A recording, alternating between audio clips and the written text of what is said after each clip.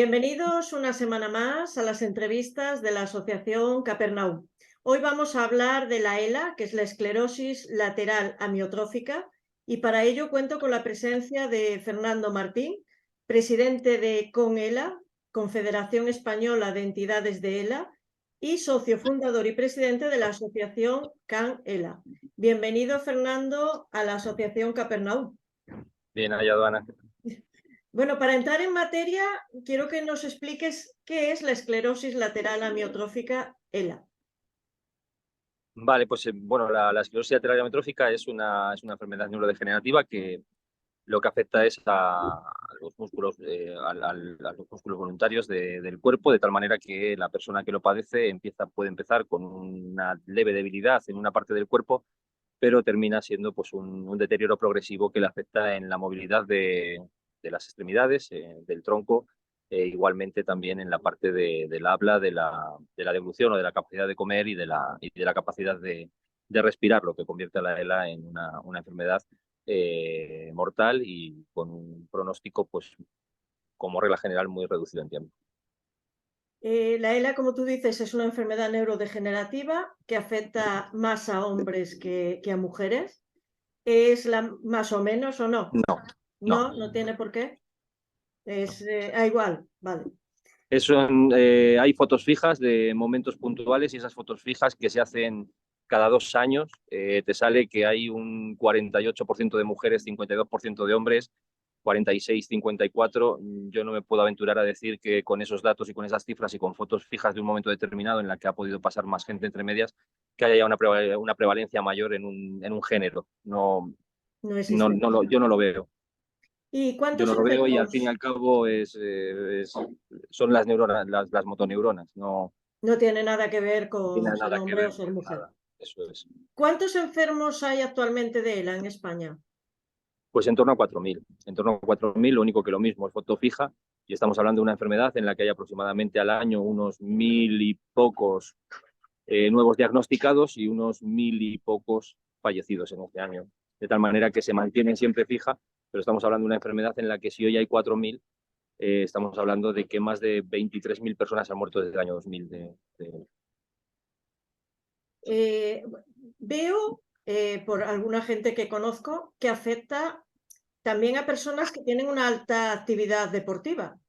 ¿Eso es correcto o no tiene por qué? ¿O se sabe el por qué afecta a personas? No, exactamente lo mismo desde mi punto de vista, exactamente lo mismo que con hombres y mujeres. O sea, puede afectar a cualquiera. De hecho, el riesgo que se estudia, un factor de riesgo que una persona pueda padecer ELA, es 1 sobre 300, 400. Es decir, que 1 de cada 300, 400 personas puede padecer ELA en algún momento de su vida y evidentemente tenemos pues desde deportistas de élite hasta personas sedentarias, ¿no? Pero, pero o sea, hasta que no se sepa el motivo por el cual surge, lo podemos decir en términos vulgares y nada clínicos, que es una lotería. Vale. Una lotería tremenda, En, el, terrible. en la que juega también la genética, pero la genética juega un 5 o 6% de los casos de ELA y el resto de los casos son totalmente ambientales o accidentales. No sabemos si es porque hay una predisposición o porque hay un ambiente que lo produce o lo provoca, pero mientras que no se sepa el origen de la enfermedad, que ojalá se sepa pronto, sería dar palos de ciego. Pero sí que es verdad que como por ejemplo Juan Carlos Unzúe o Miguel Ángel, dos porteros de la élite de este país, padecen ELA. Igualmente José Luis Capitán, que era un deportista de élite en el mundo del atletismo. Sí que es cierto que hay bastantes casos y que en Italia, que es donde pasó esto, sí que hubo varios casos de ELA en dos equipos concretos, que era de una parte la Fiorentina y de otra parte el Siena, que hubo varios casos de exjugadores de los clubes, uno de ellos mientras era jugador de la Fiorentina, que se tuvo que retirar por la ELA, que sí que desarrollaron ELA. Y en ese contexto y en un periodo de tiempo muy, muy, muy, muy breve, sí que es cierto que en Italia la llaman la enfermedad de los futbolistas y después también porque el deportista de élite tiene una gran capacidad de visibilizar y de que se atribuya a veces que la enfermedad pues pueda ser porque se vea más, pero también hay los otros casos. En Estados Unidos, por ejemplo, había un jugador de béisbol famosísimo que era Lou Gehrig, que era un portento, probablemente el mejor jugador de la historia de Estados Unidos, y él tuvo ELA. Entonces, en Estados Unidos a la ELA no se le llama ELA, se le llama la enfermedad de Lou Gehrig, ¿no? Es, son esos puntos en los que se da ese caso, pero después hay casos de todo tipo. Sí que es verdad que llama la atención que haya tantos deportistas de élite en una enfermedad que tenemos fotos fijas, aunque la incidencia sea mayor de lo que creemos, hay fotos fijas muy concretas y da la casualidad de que son de más, es decir, que puede tener algo que ver el deporte extremo, pero no creo yo que sea un factor determinante. Yo además, por ejemplo, sigo en redes a Fran Vigó, que es un bombero valenciano que iba por la montaña. Le mando un abrazo si ve esta entrevista Dos algún abrazos. día. Dos abrazos. Y, por ejemplo, contaba un día también Cristina Seguí, la periodista valenciana, su padre también lo tiene, y decía ella, con 69 años, corría medio maratones, andaba 140 kilómetros en bicicleta y llama la atención eso, que Sí, gente que hace tanto deporte que pueda tenerlo. Pero bueno, sí, mira, ahora sí. me estás desbancando también mitos que existen de que si es solo deportistas, si son más hombres, más mujeres, entonces esto está bien. ¿Existe alguna prueba o diagnóstico para saber que uno tiene ELA? ¿Se puede confundir los síntomas con otra enfermedad? ¿Cómo es el principio de esto? Y si los médicos, por ejemplo, cuando tú vas a un médico, que el primero que me imagino que uno irá es el de atención primaria, ¿tienen la información suficiente para diagnosticar esto? No, no existe de una parte una prueba específica diagnóstica para la ELA. Eso lo que hace es que la persona enferma de ELA, antes de ser diagnosticada, pues experimente un peregrinaje diagnóstico, ¿no? Es decir, que de media es aproximadamente un 11,4 meses. 11,4 meses desde que tiene unos primeros síntomas en los que va al hospital, a la atención primaria, y después ya depende de los conocimientos o de las sospechas que pueda tener ese médico de atención primaria. Nosotros tenemos casos en los que enfermos les han derivado directamente pues por el temor a que pudiera ser, pues y aunque fuera por descartar. Y después hay otros casos en los que han estado 3, 4 años en los que su médico de cabecera insistía en que, hombre, no te preocupes, que ELA no es, que es algo mucho más llevadero, pero realmente lo que había detrás era una ELA. Depende mucho de muchos factores y entre ellos, pues la mayoría son factores humanos, porque no hay prueba específica diagnóstica que pueda diagnosticar una ELA.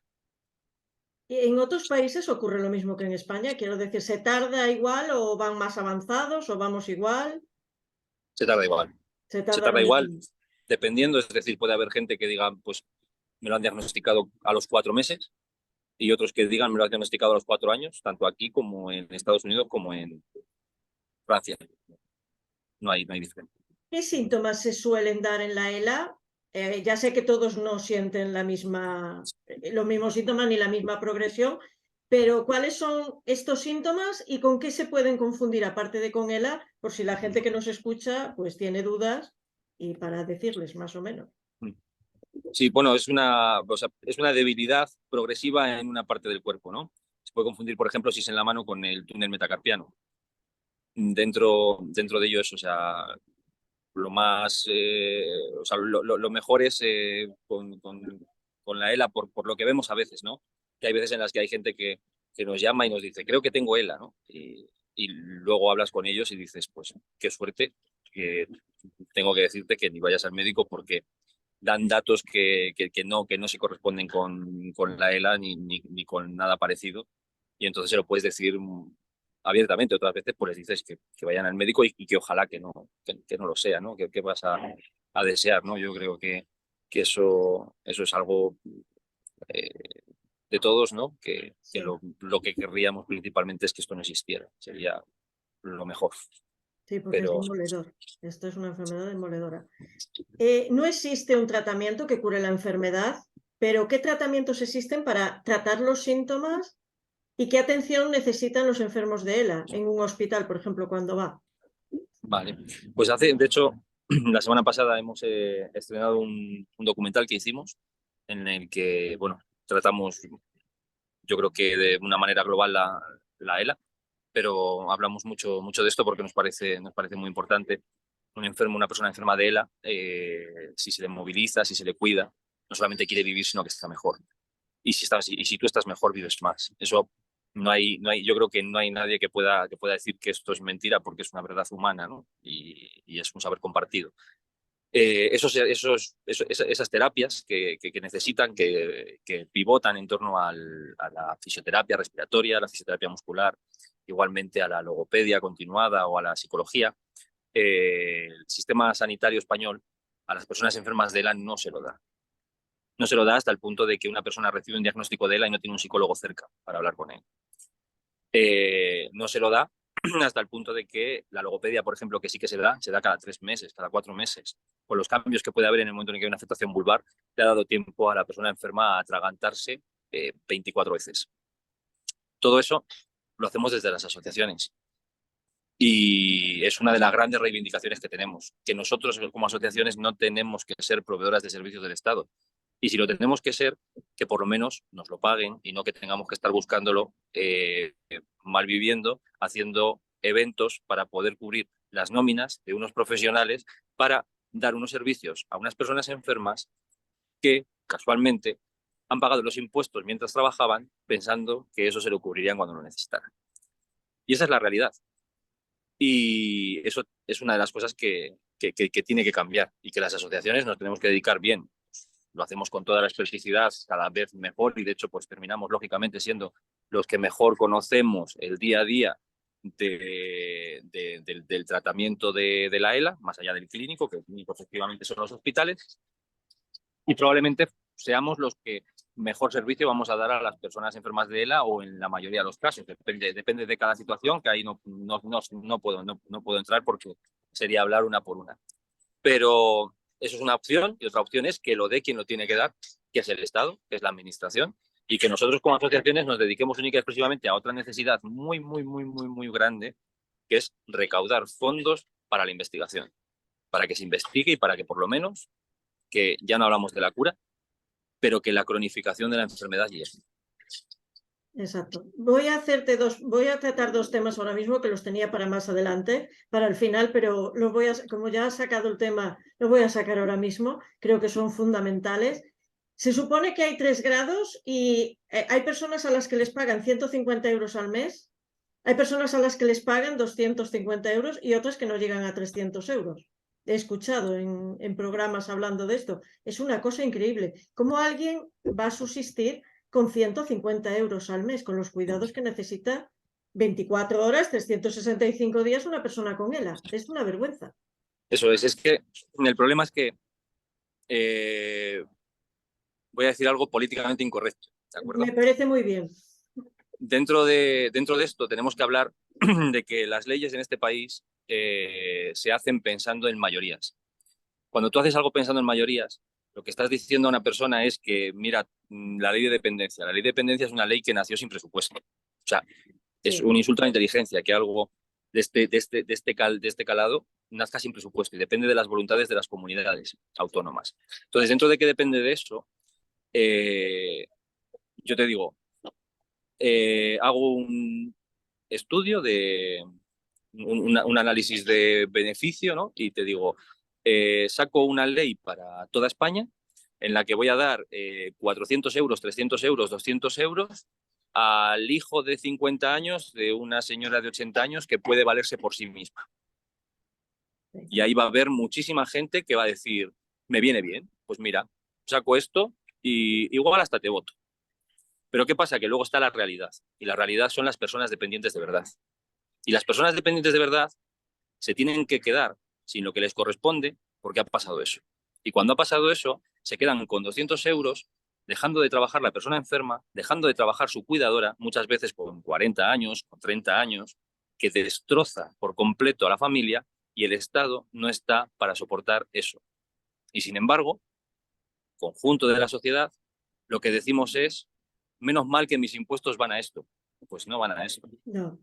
No van a cuidar, y no digo solamente en ELA, digo las personas que realmente necesitan de la ley de dependencia no acceden a la ley de dependencia porque la ley de dependencia está sin presupuesto y sobredimensionada.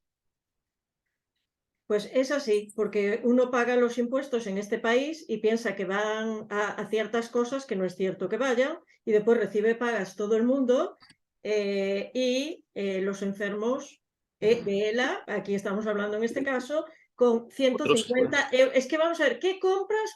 Vamos a ver ya el precio de la comida en este momento. Sí, pero de todas maneras hay que tener en cuenta que cuando te dan el documento en el que te dan 113 euros, o sea, 150 es raro que te lo den, ¿eh? 113, 85, O mejor me lo 100. pones. Ese dinero te viene con un documento en el que tú vas a percibir eso por una dedicación a jornada completa a cuidar a una persona. Eso es lo que pone en el documento. Y te mueres de hambre, no pagas la luz que necesitas porque esa persona necesita el respirador, no pagas agua, no pagas absolutamente nada, ni comes, ni vives, porque ya me dirás tú, con 85 euros. No, ese dinero simplemente se puede ir en pañales en el momento en el que una persona necesite pañales, por poner un ejemplo, ¿eh? Es una vergüenza. Y bueno, voy a leer otra cosa que es otra vergüenza también, que en julio de 2022 el PSOE votó en contra de una norma que permitiera facilitar el acceso a la medicación a los pacientes de enfermedades raras, alegando que la sufren muy pocas personas. Por ejemplo, ELA, que es una de las enfermedades raras, has dicho 4.000 o 5.000 personas que la sufran. Algunos políticos de este país creen que no están justificadas estas ayudas a las familias y a estos enfermos. Y lo curioso, por ejemplo, hay ciertos tipos de cánceres que en este país tampoco se tratan porque son muy caros y se deja morir a la gente. A los de ELA también. Es una cosa inconcebible. Y después, en cambio, tienes gratuitamente la seguridad social y el cambio de sexo. Y ya Sí, está. es literal. Es literal. Lo gracioso es que a nosotros, por ejemplo, con la ley ELA, se nos dice que es una ley ad hoc, que es una ley enfocada a un grupo de personas, cuando realmente está enfocado a una sociedad que en un momento determinado tienes un factor de riesgo en el que puedes llegar a padecer una enfermedad. Es para todos realmente. Y yo creo que cada vez, gracias a Dios, tanto los medios de comunicación como la sociedad en su conjunto entiende la necesidad y es algo que estamos agradecidísimos porque si no, no sería posible que pudiésemos continuar con fuerzas con la lucha. Pero exactamente lo mismo, hay otras leyes que son ad hoc y que se aprueban y sin un apoyo tan mayoritario como el de la ley ELA, que fue total, de hecho, ¿no? Es todo muy extraño cuando la administración pública, en lugar de preocuparse por quién lo necesita, se preocupa por cuántos son. Ahí hay un error de base que lo que va a hacer es que cada vez nuestro futuro sea más incierto. Porque si cada vez me voy a preocupar más por la mayoría en el sentido de qué rédito puedo sacar yo, cuando realmente si tú estás como gestor de lo público, tu cometido es qué rédito puede sacar la sociedad de mi trabajo, ¿no? Es el típico no pienses lo que tu país puede hacer por ti, sino piensa lo que puedes hacer de tu país por tu país, ¿no? Que dijo John F. Kennedy, ¿no? Sí. Pues es eso. En el momento en el que cambias ese clip y piensas en quiénes son mis socios, cuando no estás para tus socios, estás para tu país, estás para tu sociedad, estás para quien lo requiere de tu sociedad y tienen que ser cuestiones que comprenda el conjunto de tu sociedad. El conjunto de la sociedad lo ha demostrado por activa y por pasiva, que por ejemplo hay otras cuestiones, ¿no? Relacionadas con otras enfermedades y con otras problemáticas, lo entiende perfectamente, lo comprende perfectamente porque es así, porque no es una verdad política, es una verdad humana. Y sin embargo, eso no sirve y sí que sirve lo que es para algo que es para mis socios, que el conjunto de la sociedad ni comprende, ni entiende, ni votaría a favor. Entonces ahí hay un problema de una doble vara de medir y la vara más importante, que es el cometido por hacer de tu mundo un lugar mejor, desaparece en favor de mis apoyos se pueden caer si no hago esto. Y ese es yo creo que es el mayor problema y la mayor lacra que tenemos a día de hoy en la política internacional. exacto. o por lo menos occidental. Sí, sí, sí, lo has definido perfectamente. Y después se está gastando en ciertos ministerios un dinero, unas cantidades de dinero en chorradas, que no ayudan a nada, que estropean más que ayudan.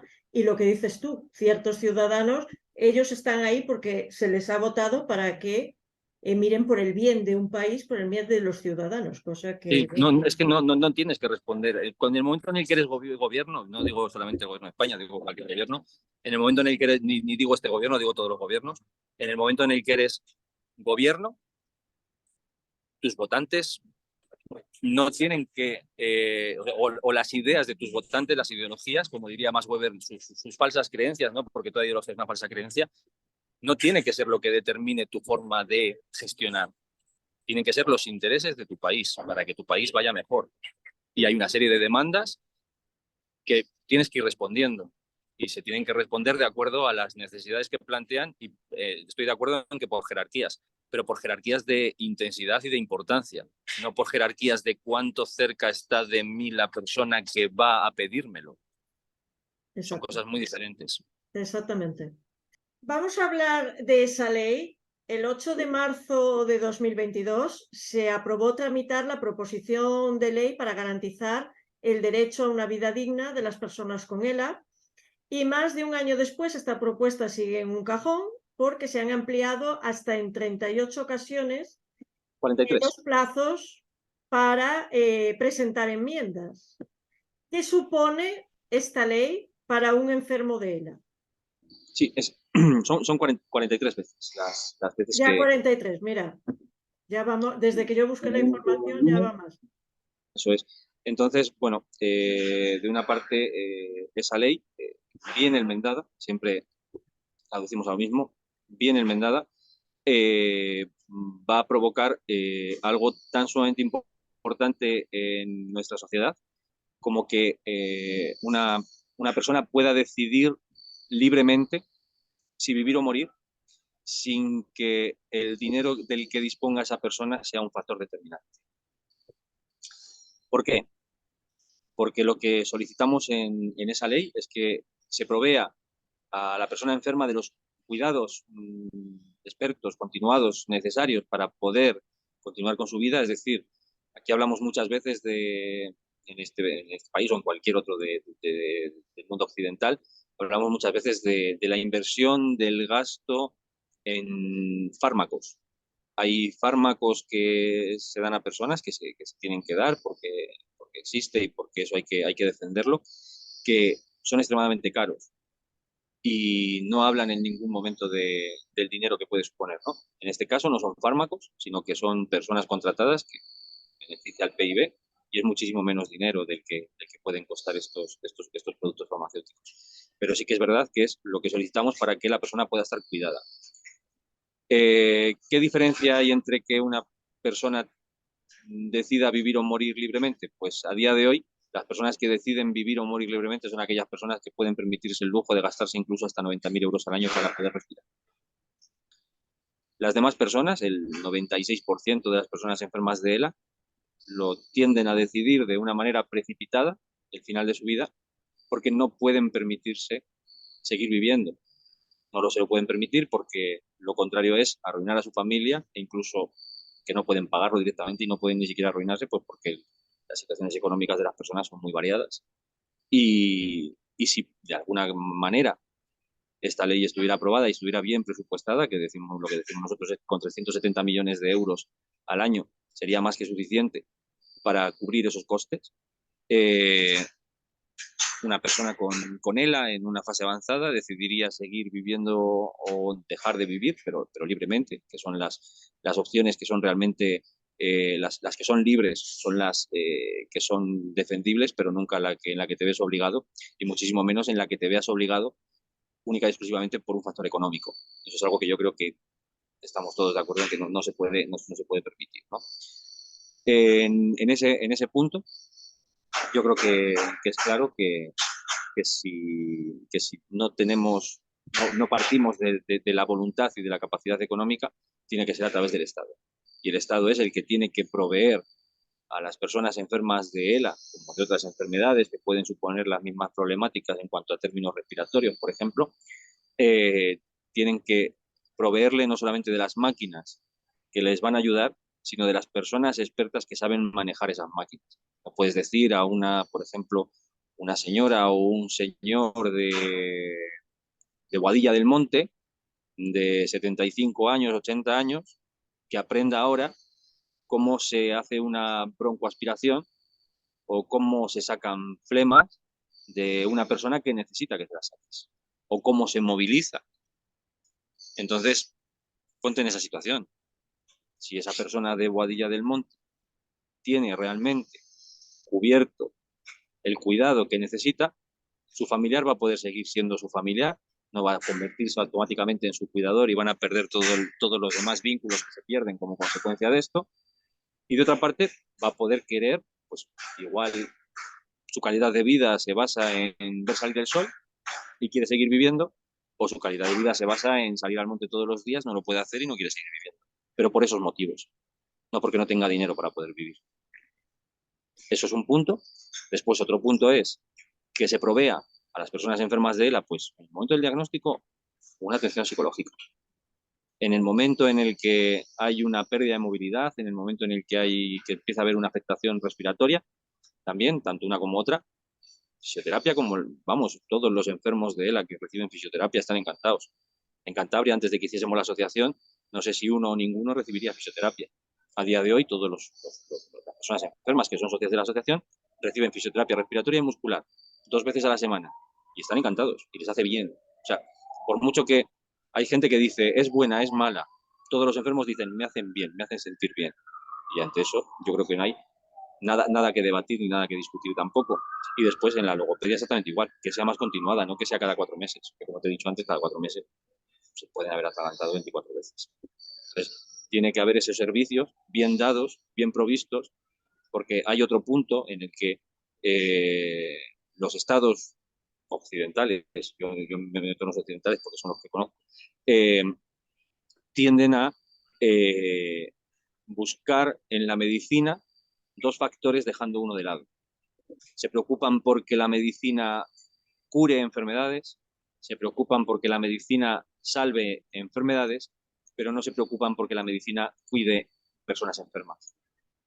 Y ese es el punto en el que se encuentran las personas enfermas de ELA y de otras patologías que pueden llamarse de larga duración, de gravedad mantenida o como en términos clínicos, aunque por desgracia los políticos, entiendo que por medio de o por mediación de las consejerías de sanidad, han acogido incluso como mantra en algunas comunidades este término, un término que no debe utilizarse si no es en el campo única y exclusivamente clínico, el de no recuperable.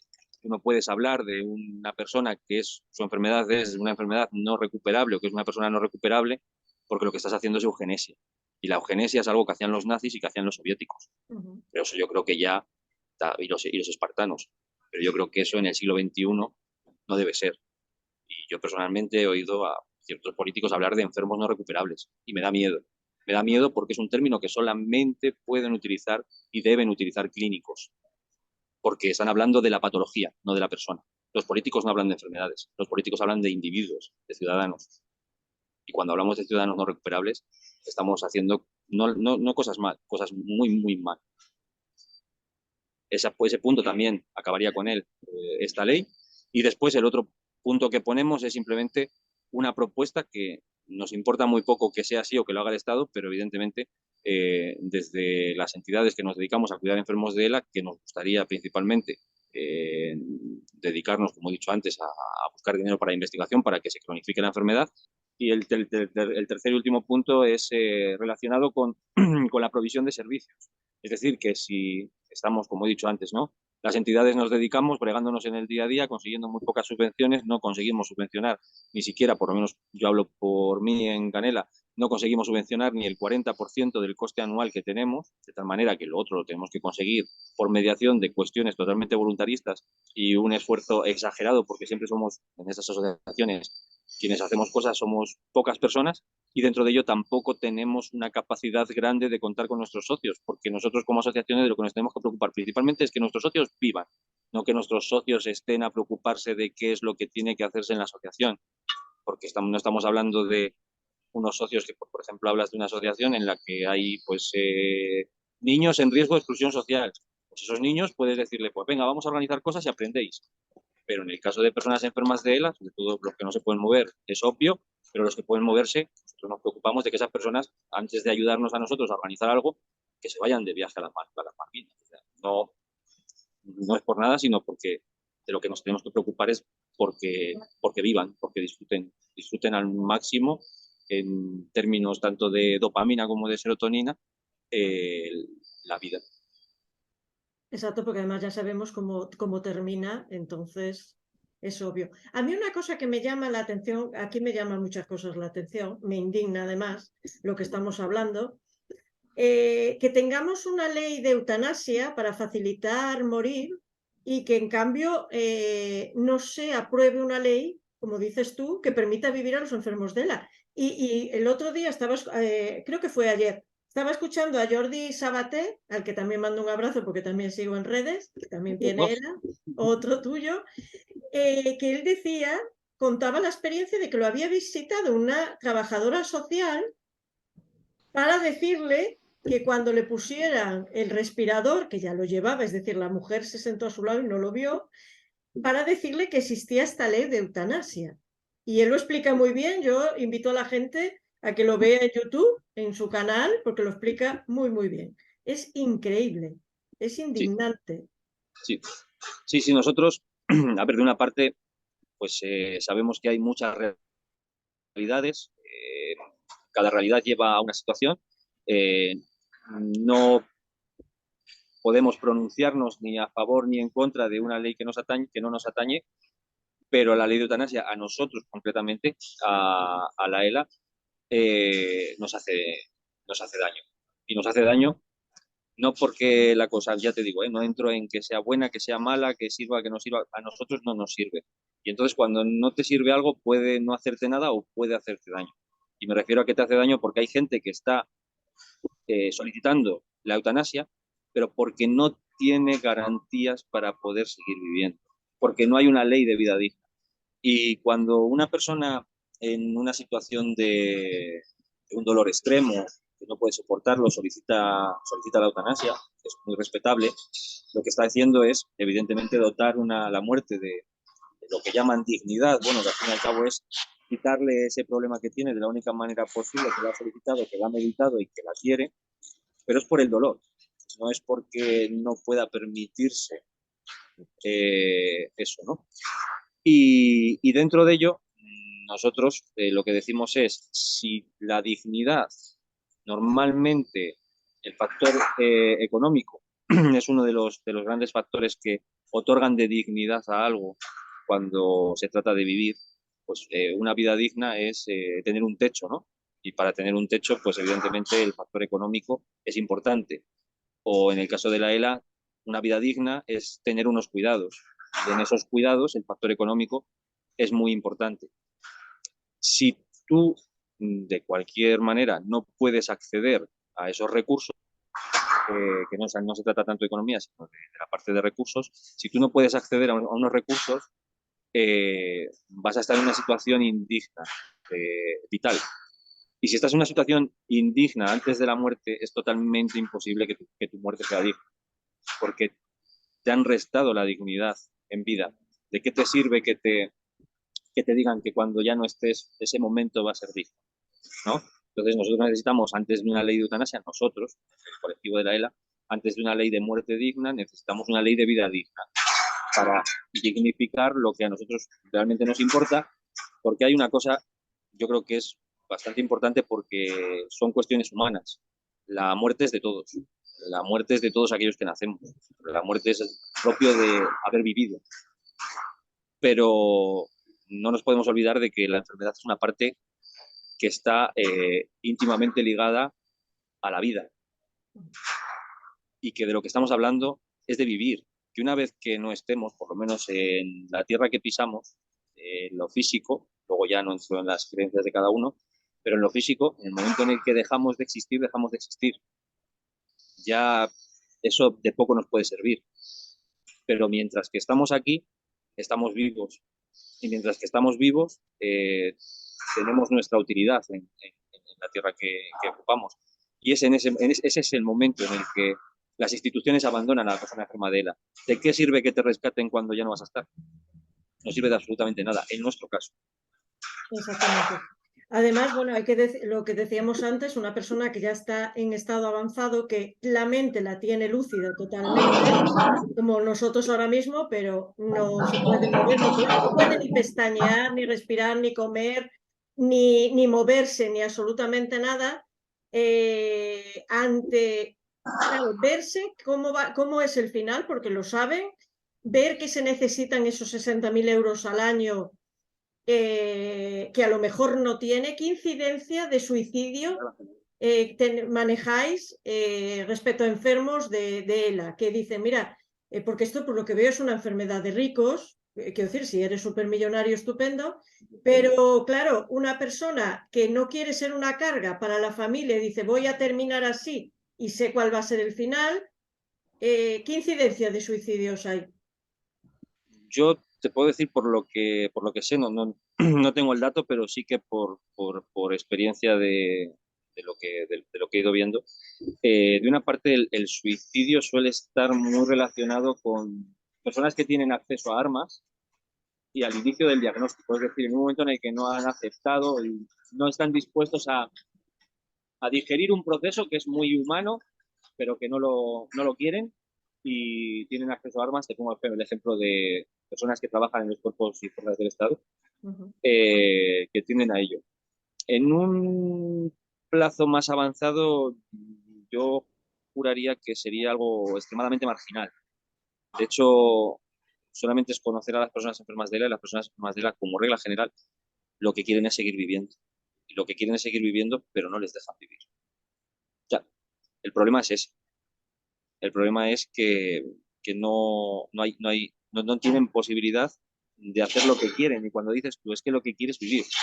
Exacto. Y el Estado y las instituciones no les permiten hacer lo que quieren. Y dices tú, si es compras un Ferrari, bueno, es vivir, es respirar, es ver el sol, es pasear, estar con su familia. O sea, son cosas tan sencillas, linkadas principalmente con tan sencillas y tan complejas a la vez, porque están linkadas principalmente con las emociones. Pero el mayor de los problemas es ese, que la mayoría de las personas enfermas de ELA lo que quieren es seguir viviendo y que las instituciones no escuchan, no oyen ese grito, que es un grito que yo creo que cualquiera que está en las instituciones, cuando ha leído algo de que en el año 1457 alguien quería seguir viviendo, se le encoge el alma. Y que no se te encoja el alma cuando te lo están diciendo tus coetáneos, eso no lo sé.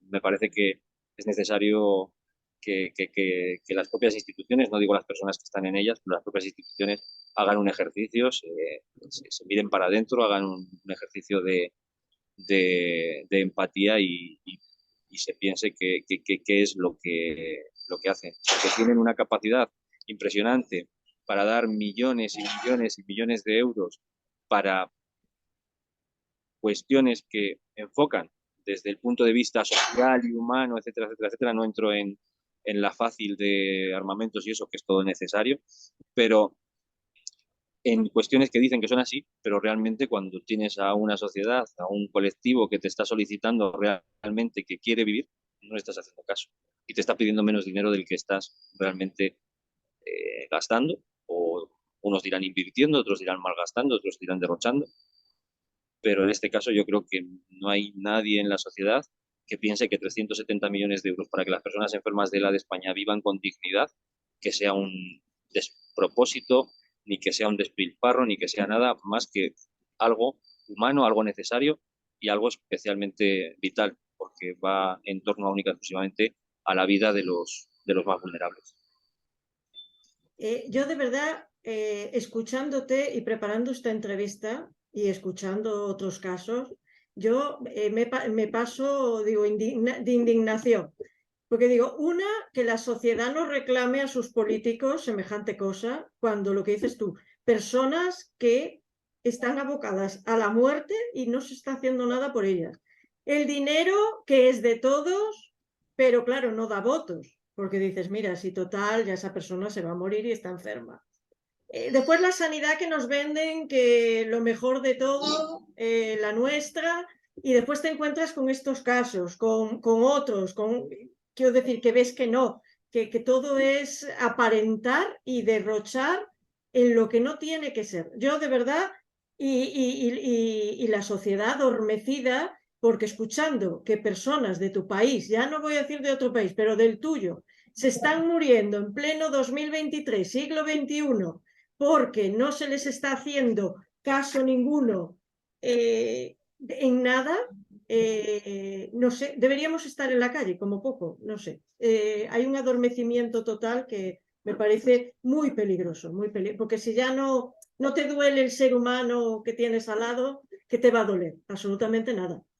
Yo creo que la sociedad sí que, pues cada vez, conforme lo van conociendo, yo creo que ahora mismo el documental que hemos hecho, el aleteo de las mariposas, todo aquel que lo quiera ver, lo que va a visibilizar muchísimo más la enfermedad, va a ver las necesidades y en esa visualización de necesidades yo creo que va a haber más conciencia, pero la conciencia social actualmente sí que existe, cada vez es más, estamos agradecidísimos porque sin el apoyo de la sociedad no seríamos capaces de, de, de intentar provocar lo que estamos intentando provocar, que no es que se vaya a conseguir porque eso ya depende de otras voluntades, pero sí que es verdad que la sanidad en ciertas enfermedades, como decíamos antes, especialmente las enfermedades de una gravedad mantenida, pues llegan hasta donde llegan y no llegan mucho, pero porque lo que decíamos antes, el Estado ha considerado que la sanidad es principalmente para salvar vidas y curar enfermedades, pero no para cuidar enfermos, que es algo extremadamente importante que debería ser la tercera pata que, y que depende principalmente de voluntades, ¿no? Porque hay veces en las que esto lo hablas con médicos y te dicen, no, no, cuidamos, cuidáis de manera voluntarista, pero no es que entre vuestra función esté el cuidar a un enfermo, ¿no?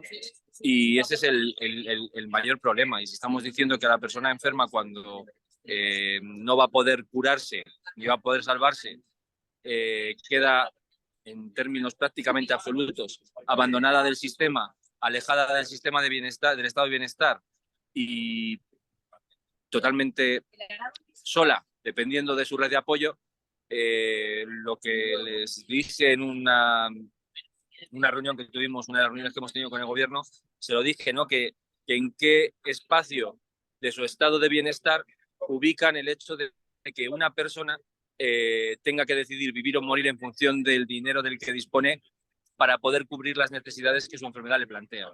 Y ese es el mayor problema que hay, la ley de la ELA para enfermos de ELA, que ojalá hubiese muchas más leyes de este tipo ad hoc y no otras leyes ad hoc de índole social y de índole ideológico puramente, sino por necesidades realmente humanas, porque esos problemas son los que la sociedad tenemos que hacer saber a nuestros administradores públicos, a nuestros gestores, y ellos tienen que preocuparse no de decir que son muchas y que hay muchos problemas, sino que todos esos problemas que tú conoces son los que tienes que resolver y para los que te has presentado en las elecciones.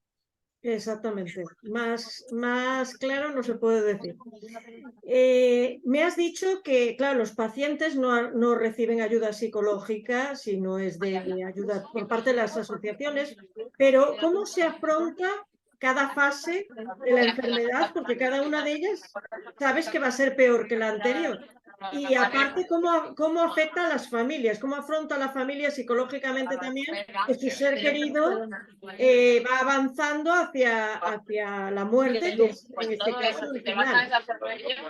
Sí, yo, bueno, o sea, cada etapa es una etapa de pérdida de capacidades, depende de dónde empiece, va a ser de una manera o de otra, pero bueno, y si me permites, que no es por hacer publicidad de verdad, sino porque no lo digo yo, lo dicen quienes han visto ya el documental y están todos de acuerdo en varias cosas y una de ellas es que es un documental que tiene que ver todo el mundo porque es un canto a la vida, pero es un canto a la vida digna y está enfocado desde numerosos prismas y todos son necesarios de conocer, son necesarios de comprender y son necesarios de defender.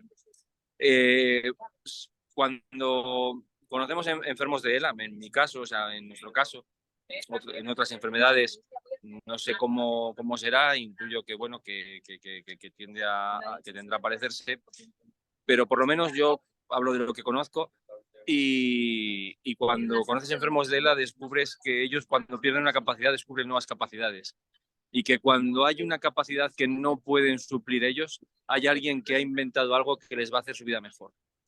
Independientemente del tipo que sea. O sea, podemos decir que son peores o que son mejores, pero si dejan de hablar, o sea, si dejan de andar, perdón, tienen sillas de ruedas, si dejan de hablar, tienen sistemas alternativos de comunicación, y si dejan de respirar por ellos mismos, tienen sistemas ventilatorios, sistemas de ventilación invasiva y no invasiva. Que realmente lo que puedes comprobar es que mejoran su calidad de vida en un estatus respecto a un estatus previo. Dentro de todo esto, lo que necesitan es que se les dé la cobertura necesaria para poder seguir siendo ejemplos de vida. Hay mucha gente y tenemos un problema, e incluso se podría decir una lacra de suicidios en España, ¿no? Que hay unos 5 o 6 suicidios al día en España. Si ves este documental, si ves el ejemplo que transmiten las personas enfermas de ELA, vas a cambiar el chip. O sea, es que es imposible no cambiar el chip, es imposible no dar más valor a la vida. Esa enseñanza y esa ayuda que dan las personas enfermas de ELA es especialmente brutal. Te dan el sentido de la vida ante la mayor de las dificultades, ante la mayor de las adversidades. Y eso es algo impagable.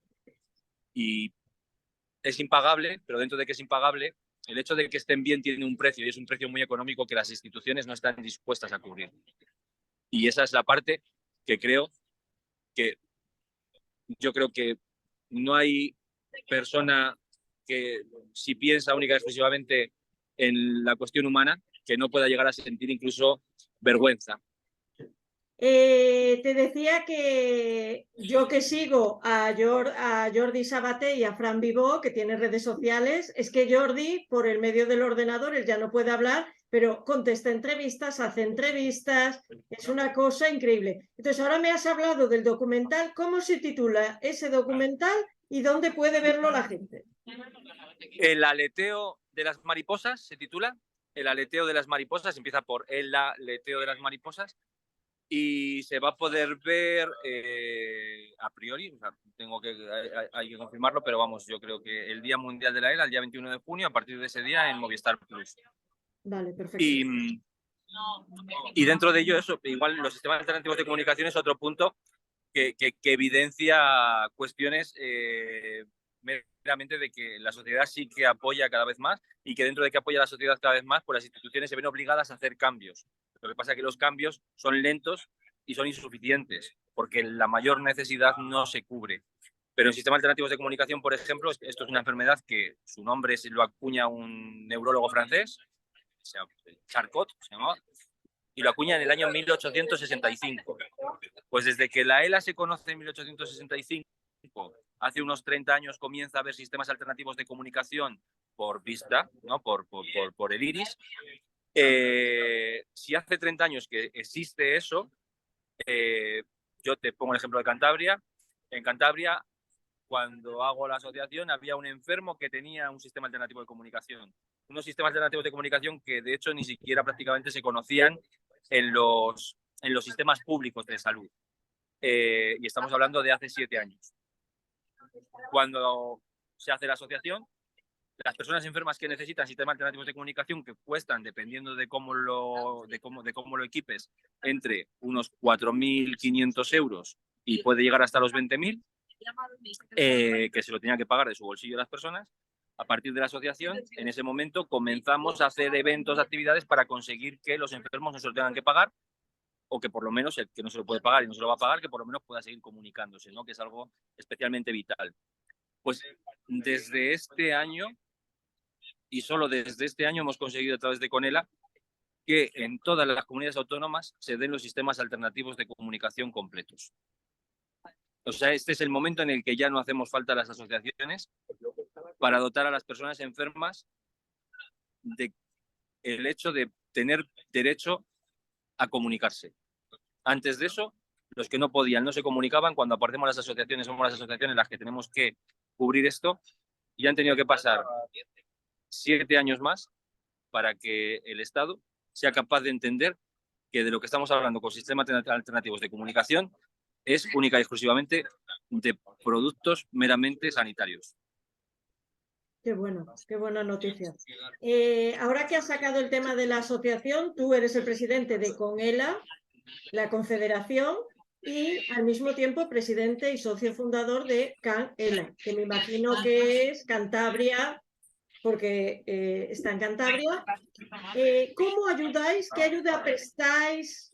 ¿Qué servicios dais? ¿Cómo ayudáis a la familia, al enfermo? Porque hay que tener en cuenta que muchas familias se tienen que profesionalizar cuando la persona, su ser querido enferma, para poder atenderlo. Sí. Nosotros somos una asociación muy joven y dentro de que somos muy jóvenes, pues damos unos servicios que de acuerdo ya no a lo que podemos, sino que lo sobredimensionamos de tal manera que llegamos más que hasta donde podemos.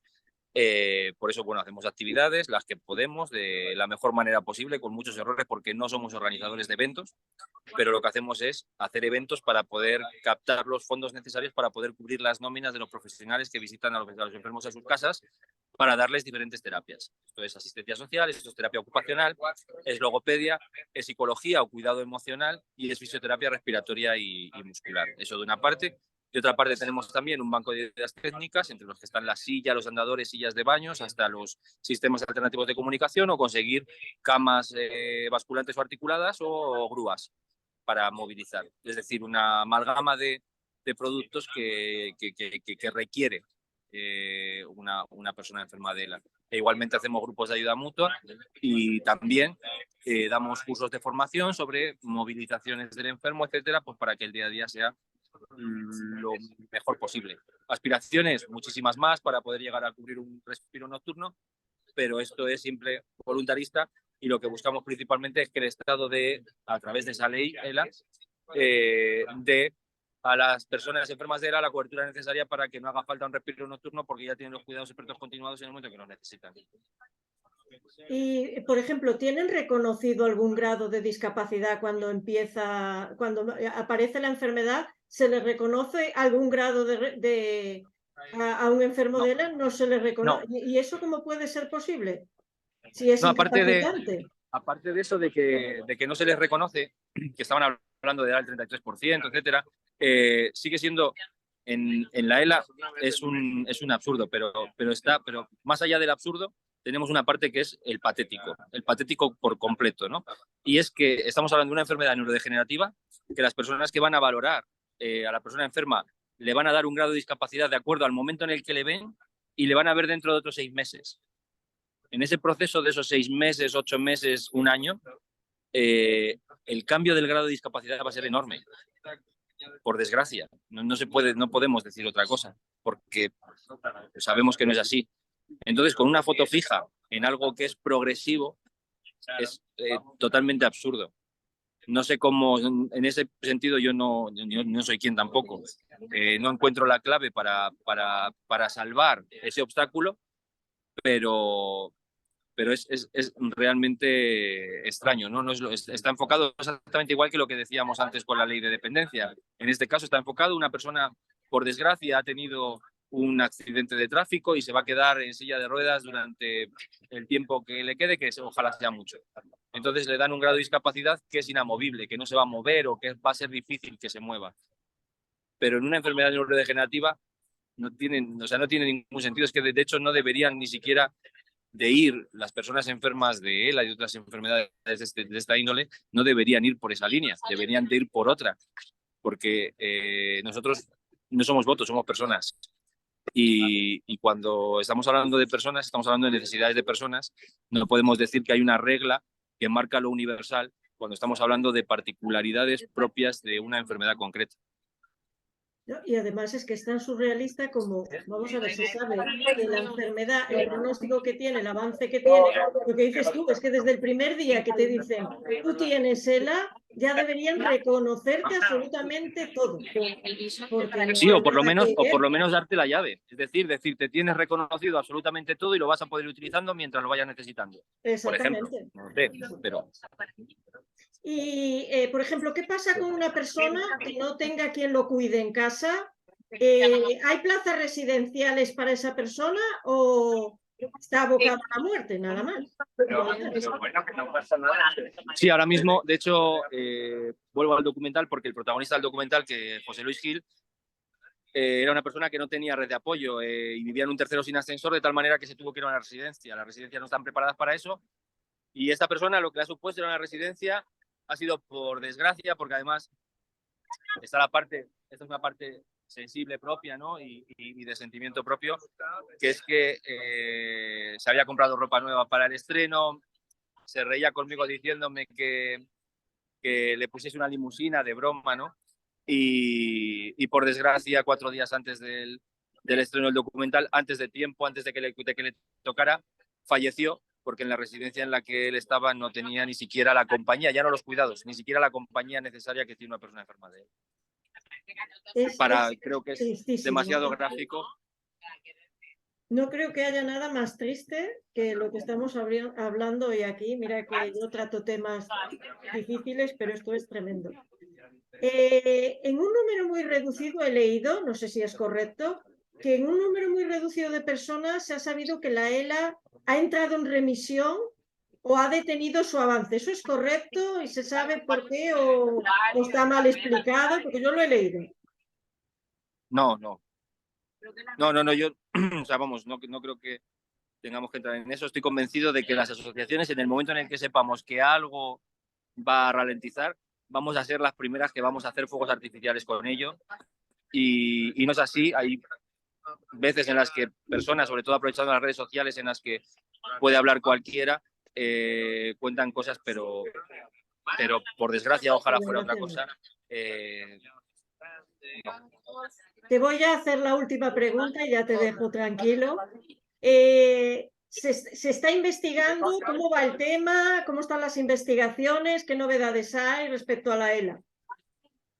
Vale, yo en este sentido, si me permites, voy a decir una frase que sale, vuelvo al documental, en el documental, que lo dice David Pozo, que es un investigador brillante de Sevilla, que dice que se puede confundir muy poco si afirma y garantiza que el investigador que vaya a conseguir cronificar la ELA ya está trabajando en ello. Y yo creo que eso dice, o sea, son pocas palabras, pero que lo dicen todo. Pues esperemos que así sea. Yo lo deseo también. Y de verdad, muchísimas gracias por concederme esta entrevista, Fernando, que ha sido muy especial. Gracias a ti. Yo te digo que siempre he valorado mi vida, pero desde que la he preparado esta entrevista la valoro mucho más. Estoy sobrecogida tanto haciéndola como preparándola de verdad y viendo los casos y todo lo que sucede por detrás. Y bueno, quiero mandarte un abrazo muy fuerte y a todos los enfermos de ELA, a sus familias, como he dicho antes, a Fran y a Jordi, por si nos ven, y porque sois muy valientes y tenéis todo mi apoyo y mi admiración.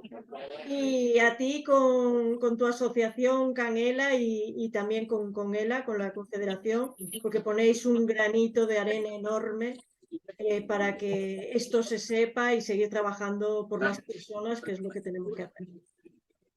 Bueno, yo muchas gracias, Ana, por la entrevista. Ha sido un placer y pido perdón por el ruido y por tener que levantar la voz, que no es por gritar, sino por el ruido ambiente que pido perdón, que es que estoy, ya sabes, para acá y para allá y nada, muchísimas gracias y a ese abrazo barra besos y aplausos a nuestros enfermos de ELA, también a los de porque por desgracia vendrán mañana y a los que ya no están con nosotros, porque son realmente ejemplares y coincidir con ellos es un motor de vida que incluso es recomendable para todos.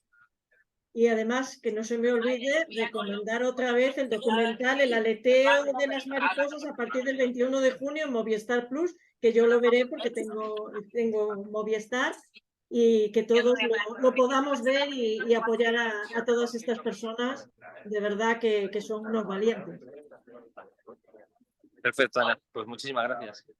Y a vosotros os veo en las próximas entrevistas de la Asociación Capernaum. Adiós.